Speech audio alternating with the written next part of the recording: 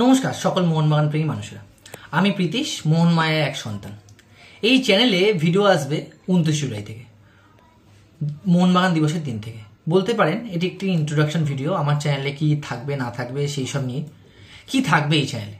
না, থাকবে হচ্ছে মোহনবাগানের প্লেয়াররা কীভাবে নিজেদের প্র্যাকটিস সেশন কাটালো, কীভাবে নিজেদের দিন কাটালো, মোহনবাগানের ট্রান্সফার আপডেট এবং মোহনবাগানের ম্যাচ ডে থাকলে সেই ম্যাচের অ্যানালিসিস।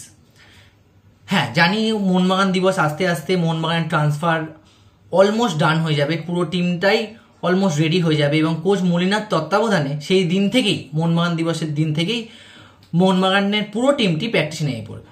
তবে কানাঘুষো শোনা যাচ্ছে ডুরান্ড কাপ যেহেতু 27 জুন থেকে শুরু, তো সিএফএল এর যে টিমটি আছে সেই টিমের বেশিরভাগ প্লেয়ার এবং জাতীয় দলে কিছু প্লেয়ার নিয়ে মোহনবাগান 19 তারিখ থেকেই প্র্যাকটিস শুরু করে দেবে। বিদেশিরা তবে আস্তে আস্তে 25 থেকে 26 জুলাই লাগিয়ে দেবে। তো বিদেশিরা এখানে কে কে আপাতত কনফার্ম? না, 4 জন আপাতত বিদেশি পুরোপুরি কনফার্ম।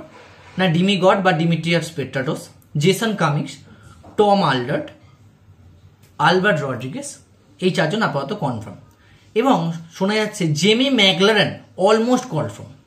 হ্যাঁ, আরমান্দো সাদিকু এখনো চুক্তিবদ্ধ থাকলেও যখন ভিডিওটা আসবে ততক্ষণে হয়তো আরমান্দো সাদিকু গোয়াতে জয়েন করে ফেলেছেন, কারণ তার সঙ্গে গোয়ার নিজস্ব টার্মস অ্যান্ড কন্ডিশন সব অ্যাপ্রুভ হয়ে গেছে, জাস্ট মোহনবাগানের দিক থেকে সই করাটা বাকি। এবং আগের সিজনে ভালো খেলা Hector Yuste, Brendan Hamill, Joni Kauko এবং হুগো হুমুস, এই 4টি বিদেশিকে মোহনবাগান ছেড়ে দিয়েছে অলরেডি। তো 6 প্লেস যে ফরেনারটা সেটি এখনো বাকি আছে, যা কিনা আইএসএল এ 6টি ফরেনারই খেলবে, 6টি ফরেনার রেজিস্টার করা যায় আমরা জানি, এবং 4টি বিদেশি আপনার স্টার্টিং লাইন আপে খেলে। তো শোনা যাচ্ছে আরমান্দো সাদিকু যে পথে বেরিয়ে যাবেন সেই পথেই গ্রেগ স্টুয়ার্ট, যিনি কিনা একজন অ্যাটাকিং মিডফিল্ডার, আবার উইংও খেলতে পারেন, তিনি সই করতে পারেন, অথবা ডেল পোজো স্পেনের, যিনি কিনা একজন সেন্ট্রাল মিডফিল্ডার, তিনি সই করতে পারেন। আমার মতে ডেল পোজোকে সই করানো উচিত, কারণ পুরো স্কোয়াডটা এখন যা মোহনবাগানের আছে সেই স্কোয়াডে একজনও বিদেশি সেন্ট্রাল মিডফিল্ডার বা ডিফেন্সিভ মিডফিল্ডার নেই। কিন্তু আশা করা যায়, যা শোনা যাচ্ছে তাতে ডেল পোজো উল্টোটাই হবে হয়তো, অর্থাৎ গ্রেগ স্টুয়ার্টই সই করার দিকেই বেশি এগিয়ে আছেন, কারণ গ্রেগ স্টুয়ার্টকে একটা ভালো মতো অফার দেওয়া হয়েছে, সেটা কিনা খুবই লোভনীয়। সেই অফারটা উনি রিজেক্ট করতে পারবেন কতটা সেটা আমার মনে হয় না। যেহেতু এবারে মোহনবাগান দল এসিএল এ খেলবে, এসিএল 2-তে খেলবে, টায়ার 2-তে, সেখানে একটা ভারতীয় যা দল আছে মিডফিল্ডের, বলতে পারেন প্রায় জাতীয় দলে পুরো মিডফিল্ডাই মোহনবাগানে, আপুইয়া, সাহাল, অনিরুদ্ধ থাপা, দীপক টাংরি এবং ডেভেলপমেন্ট লিগ থেকে উঠে আসা অভিষেক সূর্যবংশী প্রত্যেকেই আছে আমরা জানি। কিন্তু তাও একটা স্টেবিলিটি প্রদানের জন্য যে কিনা পুরো এই কোর্টটাকে লিড করতে পারে, তার জন্য একজন বিদেশি সেন্টার মিডফিল্ডার অথবা ডিফেন্সিভ মিডফিল্ডারের খুব দরকার ছিল।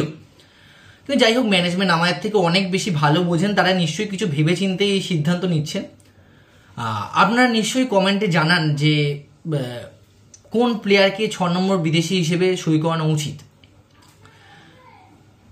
এনারা দুজন নাকি অন্য কোনো আরও আপনাদের মাথায় কোনো বিদেশি চলছে, বা আপনাদের কোনো সোর্স থেকে আপনারা জানতে পেরেছেন যে এই প্লেয়ারের সঙ্গে মোহনবাগান কথা বলছে, এবার বলবেন না টনি ক্রুজ ফ্রি আছে, টনি ক্রুজকে সাইন করে নিন, সেরকম তো সম্ভব নয়।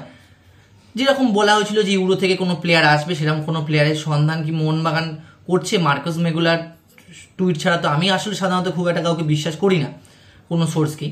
এবং আমার নিজস্ব কোনো চ্যানেল আছে কি নেই, নিজস্ব কোনো সোর্স আছে কি নেই, সেটা কোনো বড় ব্যাপার না।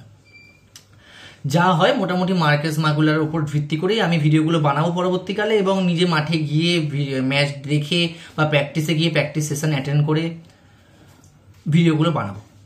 তো দেখা হচ্ছে আপনাদের সঙ্গে 29 জুলাই। আজকে এই অবধি থাকুক।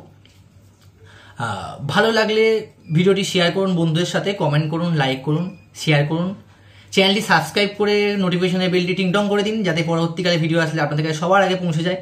এবং সব শেষে আপনাদের বক্তব্য লেখার পরে জয় মা মোহনবাগান লিখতে ভুলবেন না। আজকে তাহলে ভিডিওটা এখানেই শেষ করছি। জয় মা মোহনবাগান।